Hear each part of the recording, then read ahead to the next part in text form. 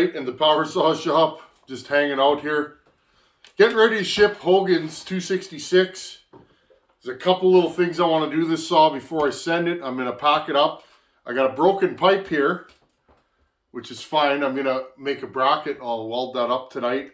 And just want to clean it up, go over it, make sure all the nuts, bolts, fasteners, everything's where it's supposed to be. And make this thing right before I send it. That's the last thing you can do as a builder is go over everything, make sure it's right. There's a young fella watches the channel with his dad. His name's Connor, and I wanted to take the time. Connor, thanks for watching the channel, buddy. Connor's a young fella, and he likes hanging out with his pops and watching the Tin Man. I think that is so awesome. Friends, that's one reason why I do not curse on this channel. We all curse from time to time, but what if kids are watching? I want this channel to be family friendly. So, Connor, just wanted to give you a little shout out, buddy. Anyhow, I want to bring you guys in. I got a lot of questions. A still bar on a Husky. How did I do that? I've showed it before, but of course, as the channel goes, there's always new people coming in. Thank you to everybody that has clicked on my videos lately and come in and is watching the channel. This is what we do here, power saws. We do some homesteading and stuff like that during the summer, but mostly this is a power saw channel. I do wrench on my truck from time to time, but welcome to all the people who have been around. You know, the Bill Blocks, Joe Reynes, I could go on and on. You guys have been here forever. Thanks for hanging out. Chuck 805. I hadn't seen Chucky 805 here for a while. I was hoping everything was good with him. I love his, whatever you call it, his little avatar. He's got a big grin on his face. I saw Chuck in the comments the other day. Good to see you here, Chucky 805. Anyhow, friends, I'll show you guys the still to Husqvarna. I pretty much run still patterns on all my saws now. That way, I can run a still bar on all my saws. It doesn't matter if it's a still, a Dolmar, a Pioneer, a Husky, any of those, I can put one of these bars on with the same bar and chain and just let it rock and roll. Okay, I'm going to bring you guys in. We'll take this bar off. I'm getting ready to send this thing, and I'm excited. Okay, so you got your standard 266 operation here. I'm going to go over what I did to this saw. This is a work saw, friends. It is a warm work saw. This is not a saw that I would build for everybody, but Hogan deserves to have power. He's worked hard to become a woodsman, and I'm sure he could show me many maneuvers. I look forward to going to the West Coast one day and cutting with all these boys. And remember, friends, I'm just a saw builder. Definitely, I'll carry brush for them. That's about it. But okay, you got your standard still bar. Now, friends, I've drilled an extra hole in this for my bar adjuster to make it long enough, because what actually ends up happening, of course, you get the Rappy Dappy on this thing. What ends up happening is the still hole, the factory hole, is too far back, and I can't get enough adjustment out of this. And then I have this. This is one of many I use. This one actually Bill Block sent me years ago.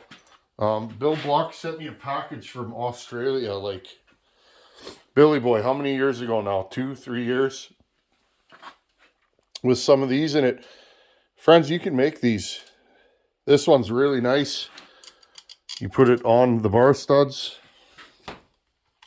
You guys can see. A lot of times it's easier to put it on the bar stud. There you go. Okay. Now look. Little to no movement. Just barely moves now. And you have a still bar on a Husqvarna saw. And the other thing is, sometimes you got to drill out these holes. But again, friends, this slot is a little bit longer than stock. Notice I went right to, but not touching, I went right to the spot where they mill out the center. It's a still lightweight bar. These are my favorite bars right now. They're not cheap, but it's kind of overkill for what I do. I'm just a firewood guy. I'll never wear that bar out. Never.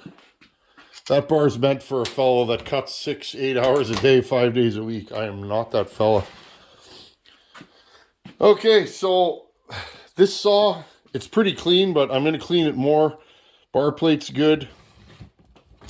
Little list of what I did to this saw. You guys know I'm a low production shop. I built this out of 2 different ones. Okay, I had this side cover, which is pretty clean, and then this chain brake, so I built a new one. I think I even did that on video, if I remember correctly. Okay, built a new chain brake. I believe I replaced this oil pump with one that works a little bit better. Rebuilt this oil pump, went in it, cleaned it. New crank bearings, new seals, new O-rings and gaskets around the oil pump.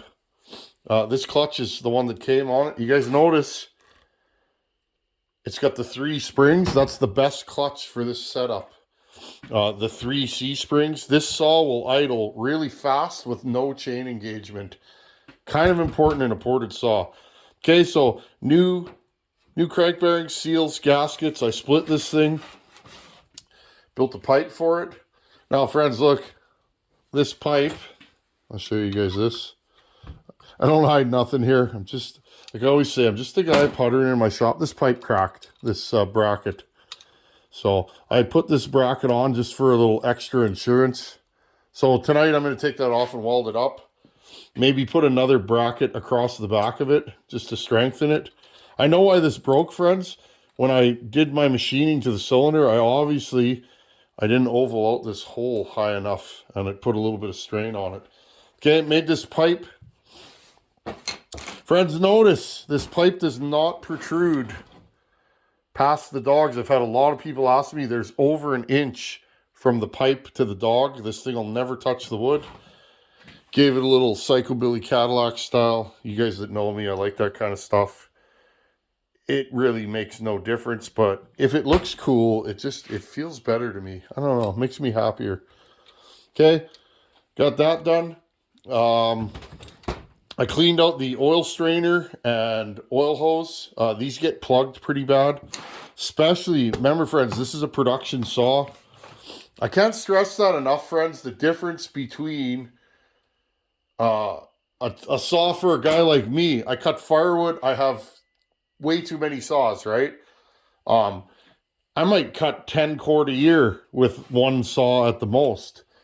If this was a firewood saw, a fellow might cut 10 cord every 2 days, okay? Remember that there's a difference between a production saw and just a regular saw. These kind of saws could see 1,000 hours in a year or whatever. You know, if a guy really likes the saw and he runs it all the time, he could run it 5 hours a day, 5 days a week. That's 25 hours a week, friends. That's 100 hours a month. That's 1,200 hours in 1 year, okay? So if a saw lasts 2 years in a production setting, I'm a happy man. I have one saw out there right now. It's probably got a couple thousand hours on it, and it's ported fairly warm, and it's still alive. Maybe I just got lucky, eh, friends? It's all in who's running it, too. If you run your saws hot, well, they might burn up. Let's take this top cover off. What else did I do to this saw? I replaced the carburetor. That big 390 carb on here was just not working for my build, so I built a new carb for this thing out of my spares. New carb, new spark plug, new fuel line. And you know what, friends? I'm probably going to cut this fuel line shorter. See how it's touching there? Here, look. You guys see that? I'll turn the light on for you. Okay, see that? That is a no-no. Oh, look, it's leaking. Well, look at that, friends. I just found something. Yeah, we rubbed our fuel line through. Let's see. Do we have fuel on here? No, my eyes were playing tricks on me. Either way, though, I'm taking this off and I'm cutting it shorter. Again, friends, Work saw. It's got to work. Most guys that run saws are not saw mechanics. That's another misnomer. It's like, oh, that guy runs a saw all day. He should know how to build it. It's like, no. Yeah, there are some guys that run and build. Next thing. Sawdust in there? Nope. Nothing. That's a good sign. Nothing in the air filter. Okay, friends? These are all the things I look at. Okay, I'm going to crack this shorter. Okay, so I built a new carb, new gaskets for the intake. I modified this divider. What am I doing here, friends? Oh, I need to cut this down, don't I? Never pull your fuel lines. Push them. I'm going to have a better look at that fuel line when I pull it off. There we go. No. Just me being me. Look, I'm going to cut it to right here. Can you tell I'm a tinsmith, friends? Look at that. Young fellas, you want to trade? Oh, look at my hands. Can you tell I'm a sheet metal worker? Young fellas, you want to trade? These things, everything I own has been provided by these things. Sheet metal. It's hard work. It's overhead work. But it's good stuff. There you go. Okay. You can see the difference now? Not touching. That was a little bit of an oversight on my part. I'll close the lid. What else did I do to this? I rewired the on-off switch and replaced it. This on-off switch only works sometimes. I put my extra mounts in the back, one here and one there to promote stiffness. You guys see that? These two mounts, yes, they're white. These are the ones I found that work the best. So form over function, I guess. We'll go with this. New fuel tank. The one that was on here was fine, but I replaced it with an even nicer one. Nicer, and it was leaking through the seam in the bottom. Okay. New fuel tank. The throttle on this saw was sticking. Notice everything works now. Fast idle. Clickety-clackety. The throttle was sticking. That was on here, and when you would goose the saw, it actually would just race for no reason. Okay, so I replaced the air filter with a pretty much new one that I had in my spares. What else did I do to this saw, friends? Lubricated the recoil, put a new fuel line filter. This saw is running a base gasket. Let's make sure the spark plug's tight. I replaced the flywheel on this saw. I don't know what happened. I was talking to the Harv, because last time this saw was built, he did it. What an honor, eh, friends? That I can work on a saw that my buddy originally built. Got about 2 years out of it, and it was time to go again. But I don't know if something fell in here, but this thing had several broken fins. So I was lucky. There's 5 different flywheels for this chassis now that I've counted. There might even be more. Okay, so I replaced the flywheel. I put a new coil and trigger in here just because I had nicer stuff. I rewired the kill switch. What else, friends? That's about it. New piston rings. It's an OEM cylinder. Make sure this thing's off. You guys can see the compression is coming up nicely. So really, friends, all I have to do is weld this. Now, while we're talking here, because you guys know me, I'm in the mood to yak tonight. I'm actually getting ready. I'm just going to back you guys up here. I'm actually getting ready to do some port work to that 288. But one saw at a time, right, friends? Sometimes I get a little scattered, or I'm waiting for parts, and you guys see I'll pull a different saw out, because I just like to keep things rolling. When you're waiting for parts, friends, you're like, okay, what do I do now? Well, grab another saw and, get another project rolling. Okay, that's tight. I'm probably going to Loctite a few nuts and bolts on this thing, but now, friends, let's talk about work saws and again, work saws and play saws. This is a super hot work saw. I could make this saw hotter, friends. I could. There's actually more room for power in these. You guys hear it run? I got a lot of feedback on it. Like, wow, that thing's cutting. Friends, this is not as high RPM as a build as it sounds. You guys are hearing the pipe. I find these pipes, a saw will hold higher RPM with a good pipe. This was just a design I had in my head and I wanted to try, and this one worked awesome. I'm going to do the same pipe on a 288. Now, friends, I want this saw to last for a good couple years of regular cutting, so I didn't widen the exhaust too wide. The intake's not super wide. Again, I fitted the piston. I fitted the ring. I did everything that I could do to this saw to keep it running cool and having a long life. Remember that, friends. If you poured a saw and it runs super, super, super hot, you might... I don't know, friends, and I know this is a hotly contested subject, but I'm not a huge compression fan. This thing is about stock compression, maybe a little bit higher. I just think, friends, for me, for most of the guys I know, guys that cut every day, and that's the difference, it's guys that cut every day, a saw has to run cool, and if it runs cool, it'll live a long time, and it'll just be easier to deal with. That, and you want it to be easy to start. A guy that's living on a saw, he shuts a saw off, he puts it down. He doesn't want to have to do some kind of special fancy pulling it over move to get the saw to start. He just wants to grab it and pull it over. So, again, friends, if you're building a saw for a guy that lives on a saw, I'm not saying hold back, but be aware that if that saw doesn't run good, he's going to be calling you, and that saw's not going to get run. Not everybody likes the same saw, but again, I like a certain kind of saw, and I like a saw that's just easy for me to live with. I like a saw that isn't picky to tune, isn't picky to start.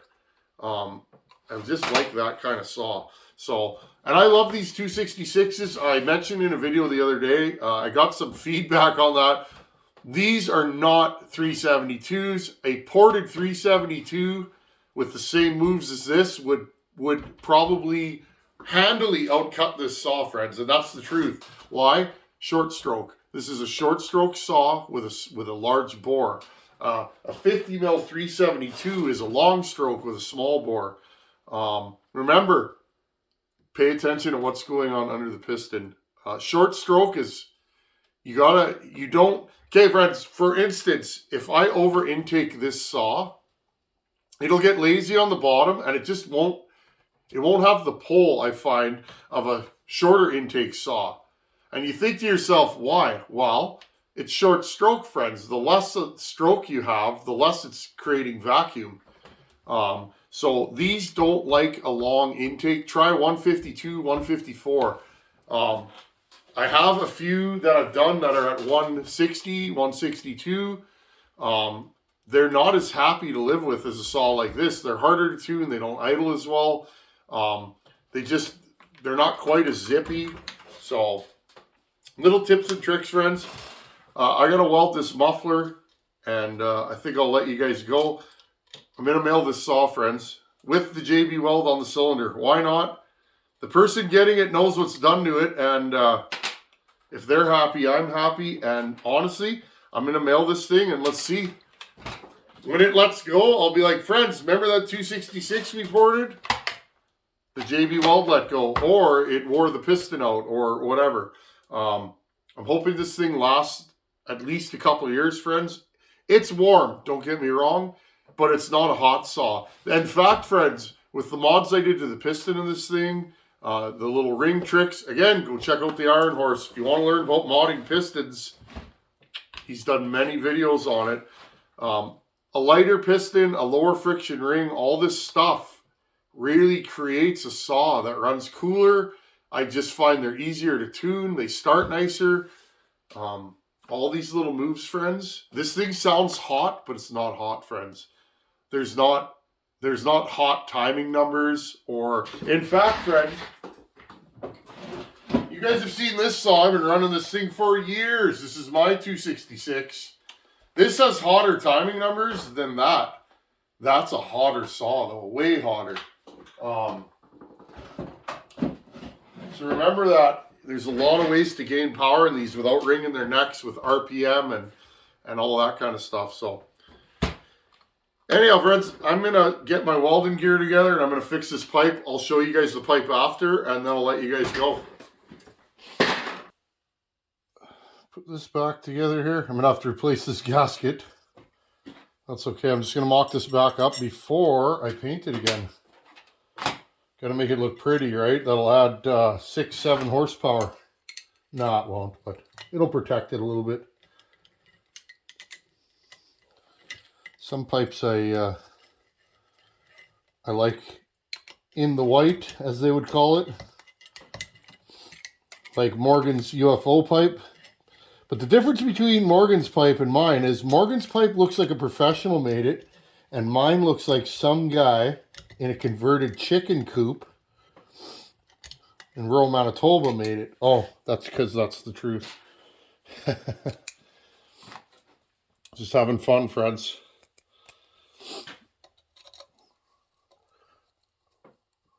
Oh, look at that. Not bad. I like when stuff lines up after you tack it and weld it. Sometimes things move. Remember, if you're going to build a pipe, make sure you can get it the screws after. So I took a piece of rod and made a flat plate on it and drilled a hole and just, there you guys go. There's the new bracket for it. Just a little bit of extra strength, and this pipe does have some weight to it. So anyways, friends, I won't bore you with the details of painting it, but that was really the last thing to do on this saw, and then it's ready to send out. I'll paint it over the next couple days, let it cure. I use high heat paint, and then I bake it in an oven that I have in the shop here.